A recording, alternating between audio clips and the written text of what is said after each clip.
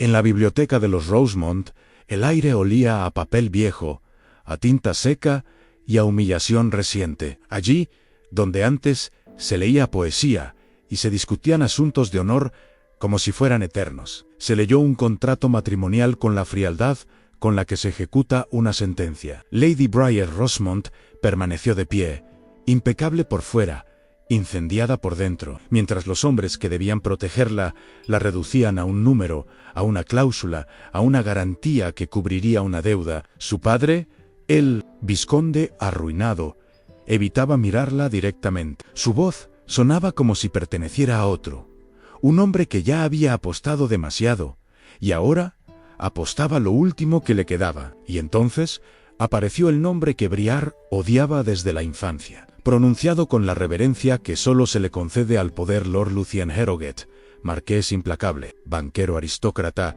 temido en Londres, el hombre al que la ciudad veía como salvación y las familias caídas como verdugo. Briar lo imaginó muchas veces, siempre como una sombra sin rostro, como la mano que firma desalojos y compra propiedades con una sonrisa mínima. Pero cuando lo vio, sereno, impecable, tan dueño de sí mismo que parecía no respirar, comprendió algo peor. No era un monstruo descontrolado. Era un hombre que sabía exactamente lo que hacía. Y mientras el notario recitaba condiciones, Briar sintió como la rabia se transformaba en un plan. Si la estaban vendiendo, ella aceptaría el precio, solo para cobrarlo después. ¿Qué clase de matrimonio nace con un contrato que suena a deuda y una novia tratada como mercancía? Lucien no sonrió cuando se cerró el acuerdo. No necesitaba hacerlo. Su poder estaba en la calma con la que tomaba lo que el mundo le ofrecía, incluso cuando lo ofrecido era una mujer que lo miraba como si quisiera clavarle una daga en el pecho.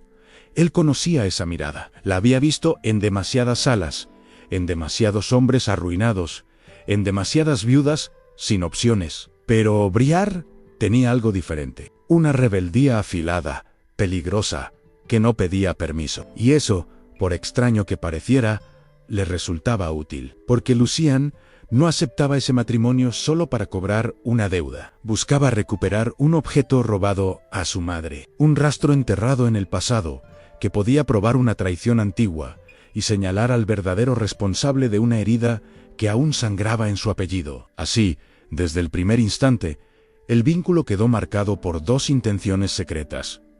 Briar quería casarse para destruirlo. Desde dentro, Lucien quería casarse para usarla como llave hacia una verdad sellada. Un matrimonio de guerra, sostenido por cortesía venenosa, silencios que arden y miradas que prometen venganza, pero también por una atracción que ninguno admitiría. Y en algún lugar, más allá del contrato y del orgullo, una pregunta comenzó a respirar entre ellos. ¿Qué pasa cuando el odio no se apaga, sino que cambia de forma? El traslado al castillo Harrowgate se realizó sin celebraciones ni despedidas. Emotivas, como si aquel matrimonio no mereciera ni siquiera la ficción de la alegría. Briar cruzó el umbral de su nueva casa con la espalda erguida y la mirada atenta conscienci, jikikada ojetratu. Cada corredor en penumbra era una advertencia. El castillo parecía diseñado para recordar a sus habitantes que nada escapaba a la memoria. Puertas selladas desde la muerte de la marquesa madre, habitaciones que nadie nombraba, y un silencio que no era paz, sino contención. Lucien la observaba sin disimulo, evaluando cada gesto con la precisión de un hombre acostumbrado a medir riesgos. No intercambiaron promesas ni palabras innecesarias. Se trataron con una cortesía tan perfecta que resultaba ofensiva. En la mesa, las conversaciones eran correctas,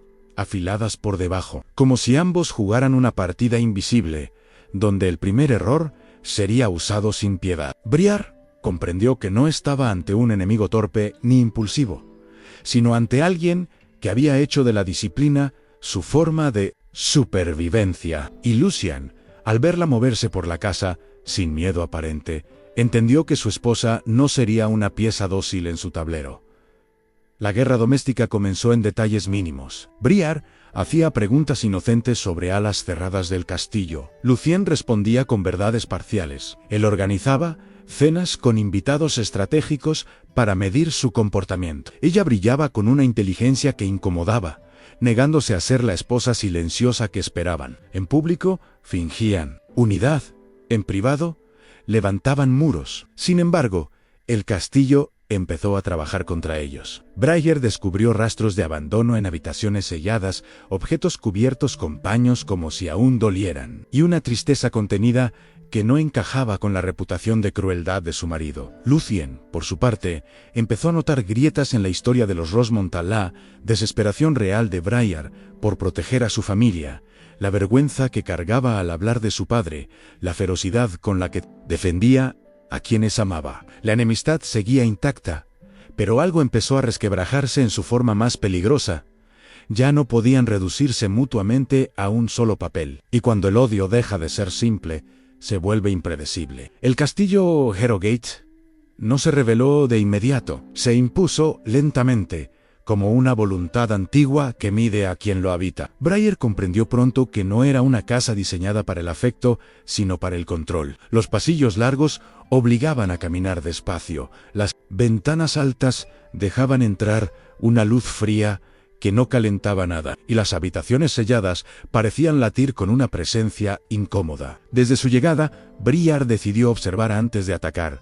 Fingió adaptación, aceptó normas, escuchó silencios, cada gesto era una elección calculada, porque sabía que Lucien Harrogate no era un hombre que bajara la guardia ante una provocación directa. Él, por su parte, no dejó de vigilarla ni un solo instante. Veía cómo ella se detenía frente a ciertos retratos más tiempo del debido, cómo hacía preguntas aparentemente triviales al personal antiguo, cómo recorría el castillo como si buscara algo que aún no sabía nombrar. Aquello le inquietó más que cualquier desafío abierto. No era el comportamiento de una esposa resentida que planea venganzas infantiles. Era la atención metódica de alguien que entiende que el verdadero poder se esconde en lo que nadie quiere mirar. Durante las cenas, la tensión se manifestaba en cortesías impecables, en comentarios afilados que solo ellos entendían, en silencios prolongados que decían más que cualquier reproche. Briar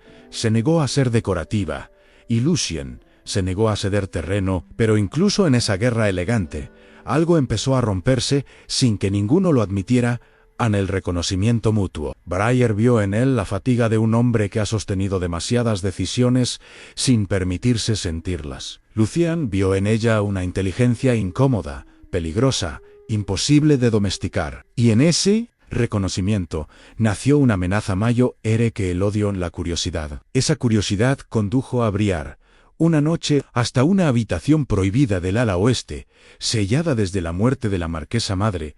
Anne no forzó la entrada. El castillo mismo parecía ofrecerle acceso, como si hubiera esperado a alguien que no perteneciera del todo. Dentro encontró polvo, muebles cubiertos, y detrás de un panel mal ajustado, un paquete de cartas cuidadosamente atadas con una cinta descolorida. No eran documentos financieros ni confesiones explícitas, sino palabras escritas con urgencia y ternura por una mujer que sabía que no sería escuchada. En ellas, la madre de Lucien hablaba de una joven embarazada, expulsada para proteger el honor de un noble poderoso. Hablaba de un acuerdo firmado en secreto. Hablaba del miedo de convertirse en cómplice por silencio. Cuando Briar reconoció el apellido de su padre entre esas líneas, el mundo se reordenó con una violencia silenciosa. El vizconde Rosemont no había sido solo una víctima de Harrogate, había sido parte del mecanismo que destruyó una vida ajena. Cuando Lucien leyó las cartas, la furia que había dirigido durante años se desvió como un río forzado a cambiar de cauce. Comprendió que su venganza había sido incompleta, que había castigado consecuencias sin enfrentar el origen real del daño. En ese instante, la guerra entre ellos perdió sentido en su forma original. Briar ya no podía odiarlo con la misma claridad. Lucien ya no podía usarla como instrumento sin reconocerse culpable de repetir el mismo sistema que decía combatir. Y mientras ambos sostenían esas cartas, entendieron algo aterrador. El enemigo no era solo el otro, ni siquiera sus familias. Era el pacto de silencio que los había traído hasta ahí. El amor, todavía no nombrado, empezó a insinuarse no como consuelo, sino como riesgo, porque si seguían adelante juntos, ya no podrían fingir ignorancia, y la verdad, una vez vista, exige decisiones que destruyen alianzas, apellidos y destinos cuidadosamente planeados. A la mañana siguiente, el castillo pareció distinto, aunque nada hubiera cambiado en su arquitectura. Briar caminó por los corredores con la sensación de que las paredes la observaban, no por superstición, sino porque ahora sabía qué clase de secretos podían esconder. La culpa no era un sentimiento abstracto, tenía nombres, fechas, firmas, y el peor de todos era el de su padre, el vizconde Rosemont, que en Londres se presentaba como víctima de la crueldad financiera de Harrogate.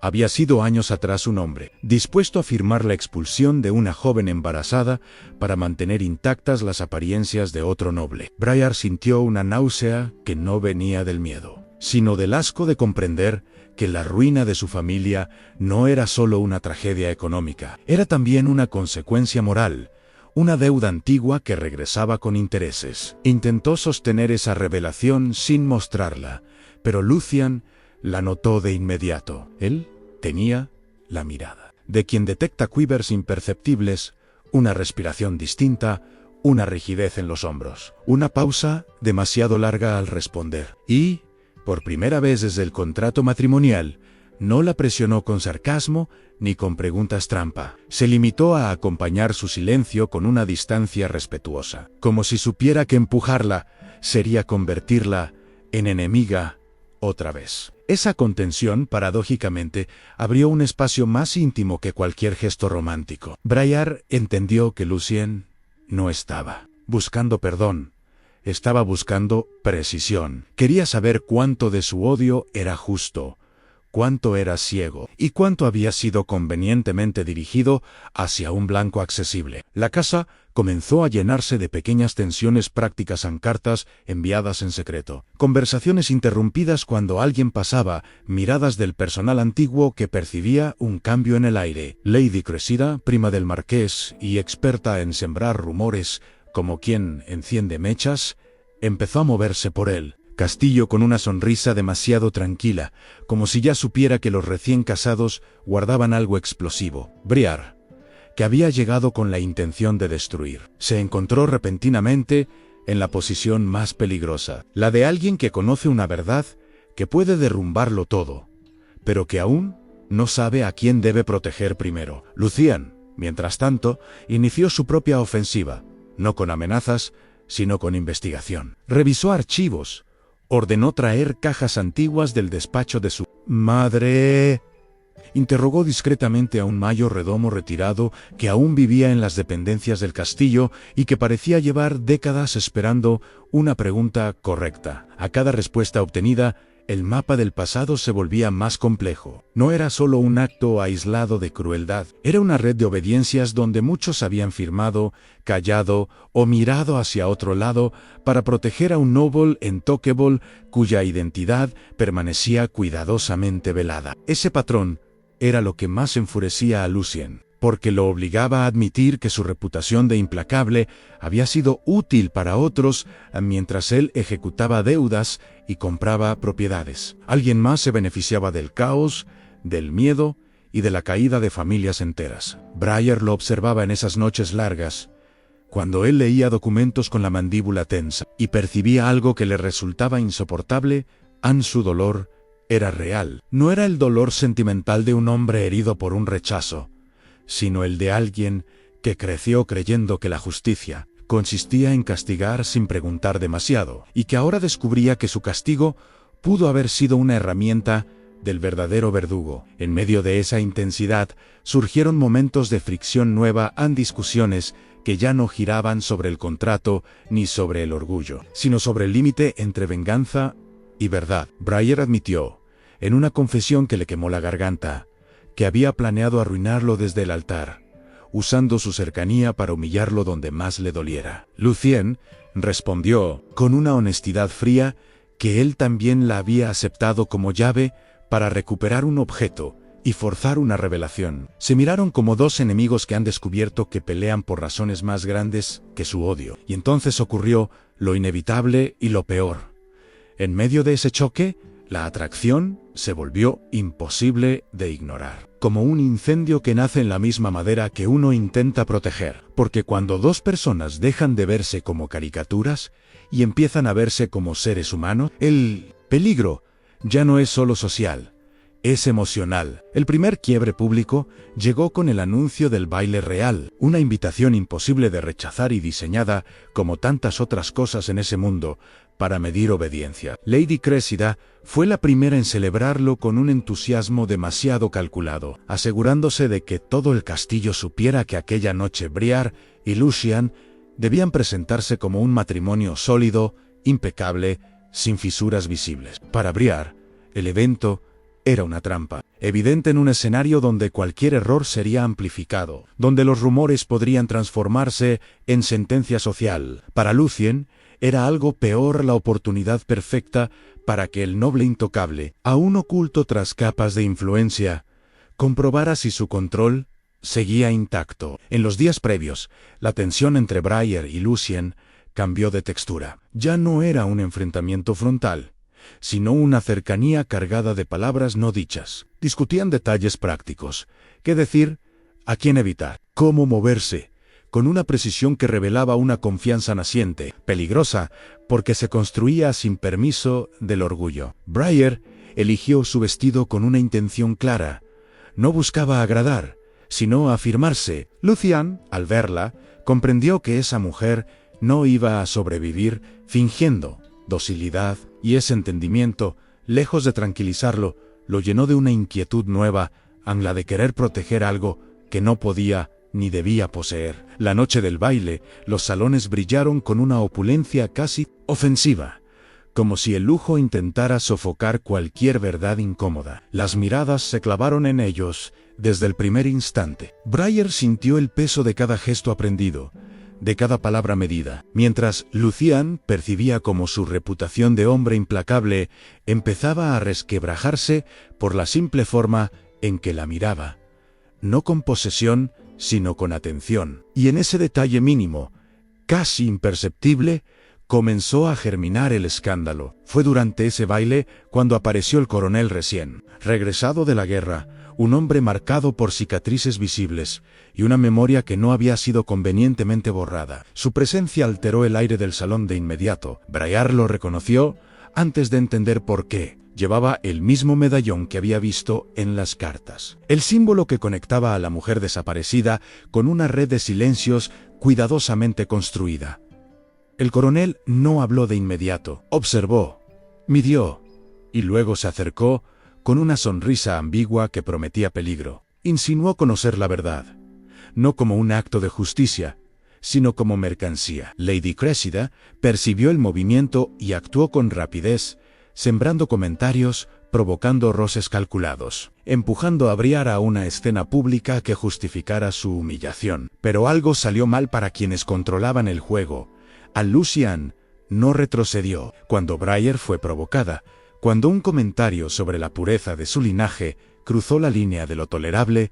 Lucian intervino sin elevar la voz, desarmando la agresión con una autoridad tranquila que silenció el salón. Aquello fue suficiente para encender la alarma. Briar comprendió que ya no podía fingir indiferencia en su marido. Su enemigo inicial estaba arriesgando su posición por ella. Y Lucien, al hacerlo, aceptó algo que había evitado durante años: la posibilidad de amar no como debilidad, sino como acto consciente de desafío. Esa noche no terminó con un beso ni con una declaración, sino con algo más peligroso, en una alianza emocional sellada bajo miradas hostiles, con la certeza de que el verdadero enfrentamiento ya no podía postergarse, porque cuando el odio se transforma en elección, el mundo exige un precio. El regreso al castillo después del baile no trajo alivio, sino una lucidez incómoda que ninguno de los dos pudo ignorar. Briar comprendió que, sin haberlo planeado, había cruzado una frontera invisible. Ya no estaba actuando solo por venganza ni por lealtad a su apellido, sino por una verdad que la superaba. La imagen de Lucien, enfrentando el comentario venenoso, sin levantar la voz y sin buscar aplauso, se le quedó grabada con una intensidad peligrosa. No fue un gesto romántico, fue una toma de posición, y eso en el mundo que ambos habitaban, equivalía a una declaración de guerra. El castillo respondió a ese cambio con una hostilidad sutil en criados que evitaban mirarla a los ojos, puertas que se cerraban antes de tiempo, mensajes que llegaban incompletos. Briar sintió como el sistema entero se reacomodaba para aislarla, no como castigo inmediato, sino como advertencia. Lucian también lo notó, y por primera vez, desde que construyó su reputación de implacable, comprendió que el miedo ya no jugaba a su favor. Había pasado demasiado tiempo usando la dureza como escudo, y ahora ese mismo escudo se volvía insuficiente para proteger algo que no podía comprarse ni imponerse. En largas conversaciones nocturnas, no íntimas en apariencia, pero cargadas de una franqueza dolorosa, empezaron a delinear una estrategia que no se basaba en destruir, sino en exponer. Briar aportaba una claridad feroz.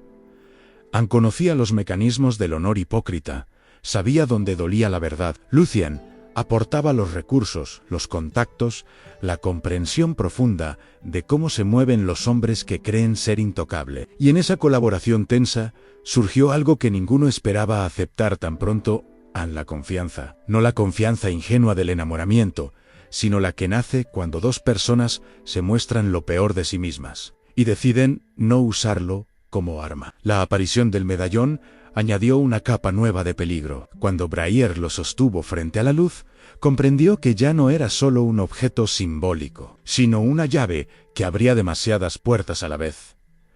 Las similitudes con el que llevaba el coronel no podían ser coincidencia. Aquello ponía en duda la narrativa pulcra de su linaje, cuestionaba la pureza que su padre había defendido con tanto ahínco y la colocaba en una posición socialmente explosiva en una mujer noble cuya sangre podía estar vinculada a una historia que el sistema había decidido borrar. Lucian fue el primero en decir lo impensable en sí.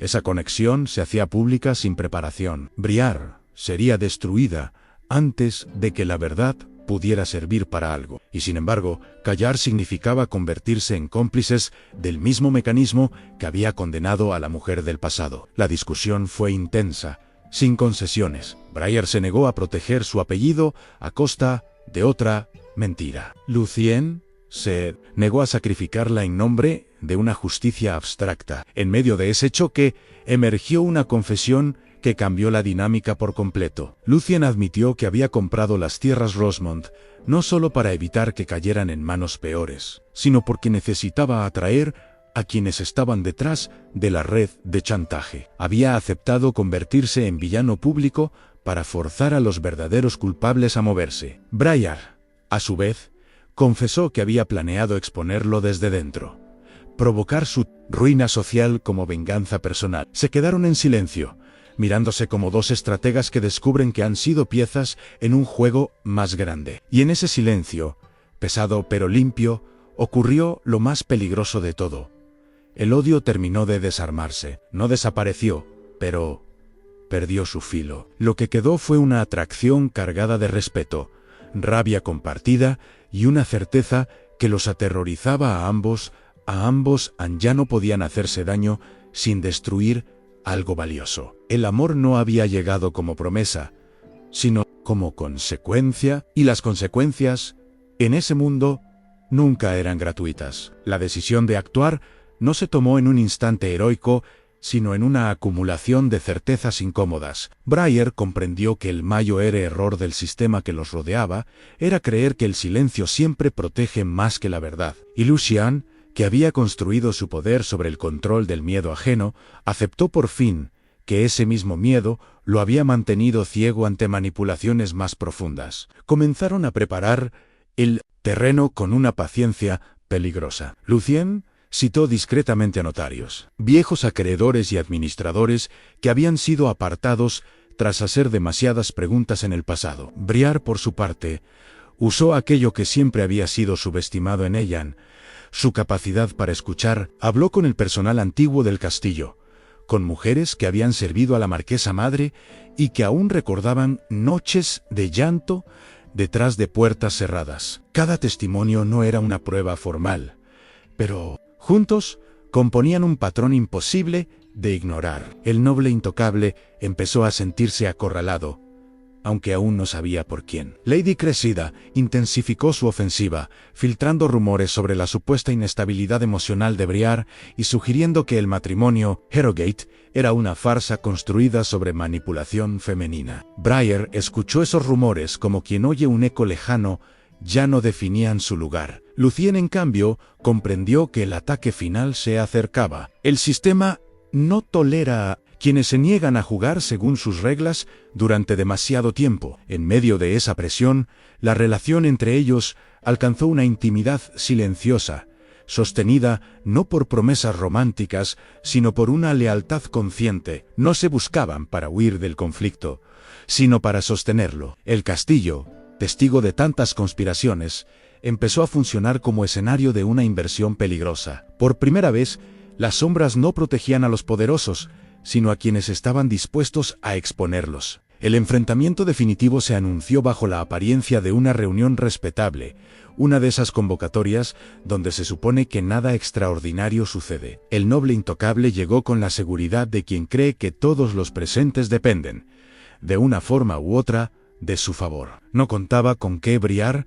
estuviera allí, ni con que Lucien hubiera renunciado en silencio a la venganza ciega que lo había definido durante años. Las cartas de la marquesa madre fueron leídas sin dramatismo, una tras otra, dejando que el peso de las palabras hiciera el trabajo que ningún grito lograría. El medallón fue presentado como vínculo irrefutable, no para reclamar un linaje, sino para devolverle nombre y dignidad a la mujer desaparecida. Briar habló entonces, no como hija del vizconde, ni como esposa del marqués, sino como testigo de una cadena de decisiones cobardes que había destruido vidas durante décadas. Su padre estaba presente, y el silencio que siguió a su mirada fue más devastador que cualquier reproche. Lucien cerró el círculo al exponer la red de chantaje, aceptando públicamente su parte de responsabilidad por haber sido instrumento del miedo ajeno.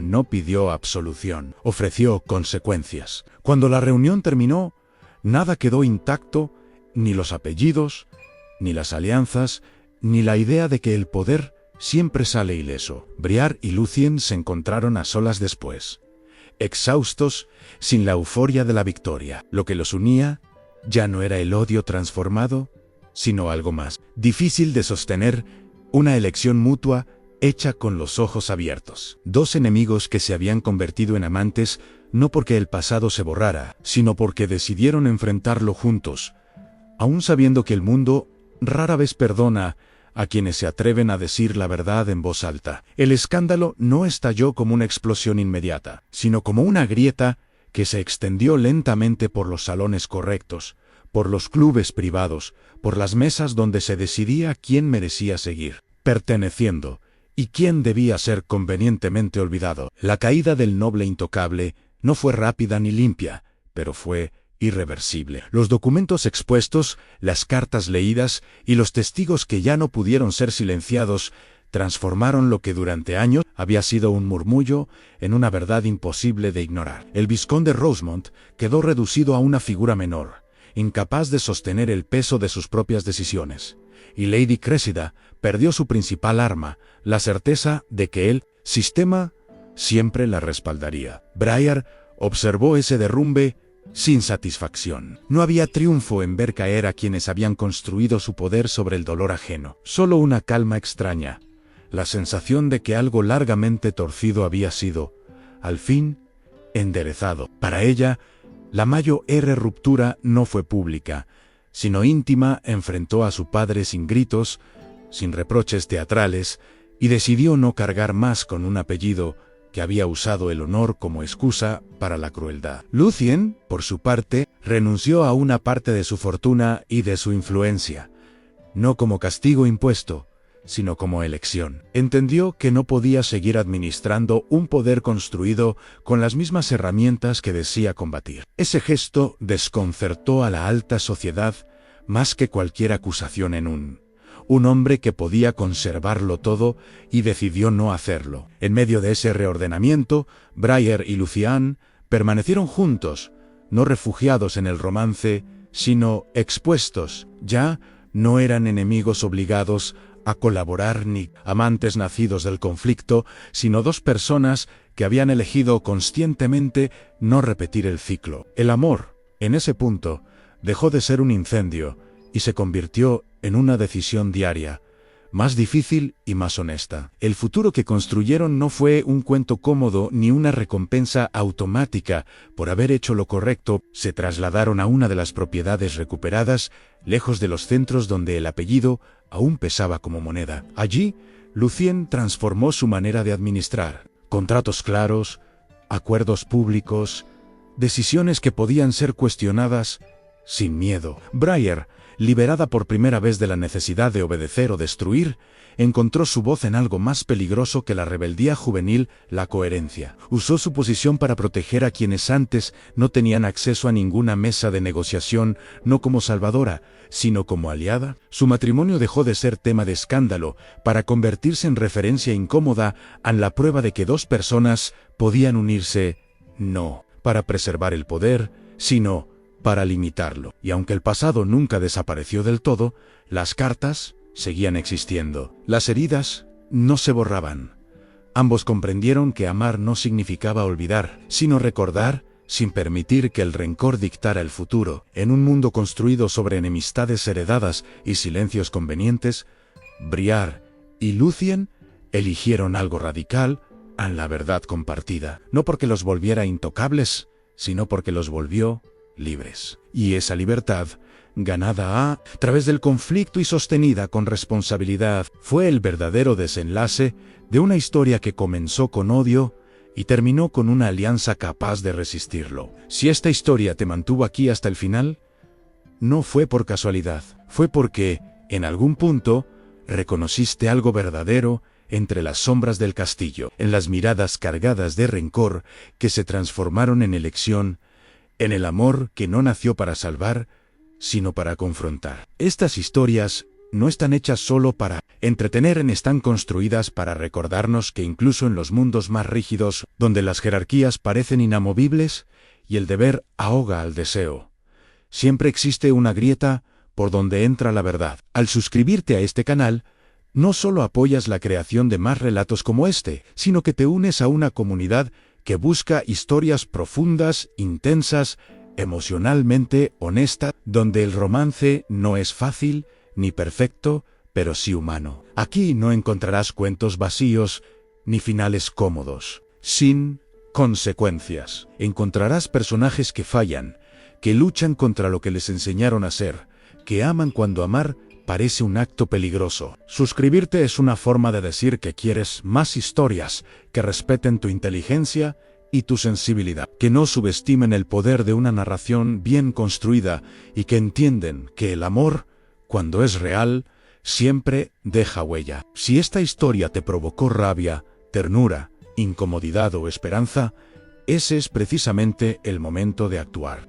Dale me gusta para que este relato llegue a más personas que, como tú, buscan algo más que una distracción pasajera. Compartir este video es extender la vida de la historia, permitir que otros descubran a personajes como Briar y Lucien, que no se conformaron con el papel que el mundo les asignó. Cada interacción ayuda a que este espacio siga creciendo y a que nuevas historias, igual de intensas, igual de cuidadas, puedan seguir contándose. Aquí, cada suscripción es una puerta abierta a más romances imposibles, más secretos enterrados, más enfrentamientos entre deber y deseo. Y cada me gusta es una señal clara de que estas historias merecen seguir existiendo. Si quieres acompañarnos en este viaje por pasiones prohibidas, verdades incómodas y amores que nacen del conflicto, este es el momento. Gracias por escuchar, por sentir y por formar parte de este universo narrativo.